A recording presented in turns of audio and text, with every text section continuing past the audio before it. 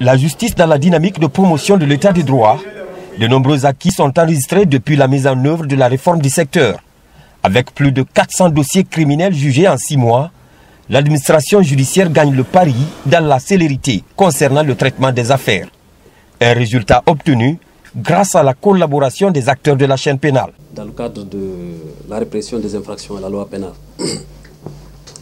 il y a une interconnexion entre l'enquête préliminaire, la saisine du parquet et l'orientation des procédures en information au niveau des cabinets d'instruction. Et cela a garanti davantage d'ailleurs le droit des personnes poursuivies. Et ça fait partie véritablement de la politique de renforcement de la chaîne pénale qui a été mise en place par le ministre de la Justice, garde des Sceaux, M. Sako. Et à ce sujet, plusieurs formations, plusieurs ateliers, plusieurs séminaires ont été organisés sur financement par exemple du programme le PARJU ou bien par le PNUD ou par d'autres organisations pour que véritablement la chaîne pénale qui est la garante du respect des droits humains soit vraiment renforcée. Dans le fonctionnement de la chaîne pénale, le magistrat instructeur est un élément fondamental.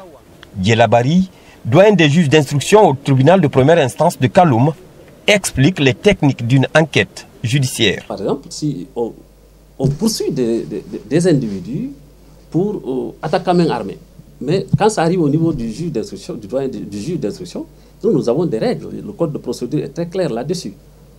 Si c'est une attaque à main armée, la première chose qu'on doit nous présenter, ce sont les scellés. Les scellés dans lesquels doit apparaître en premier lieu l'arme qui a servi à l'attaque à main armée, parce que la qualification c'est attaque à main armée. La loi est très claire.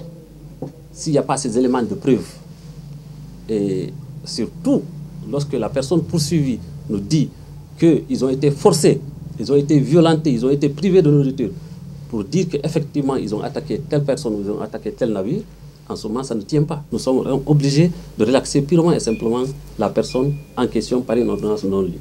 À travers le projet renforcement de la chaîne pénale soutenu par le PNUD, les droits des mises en cause à la loi pénale sont davantage respectés dans les cours et tribunaux du pays.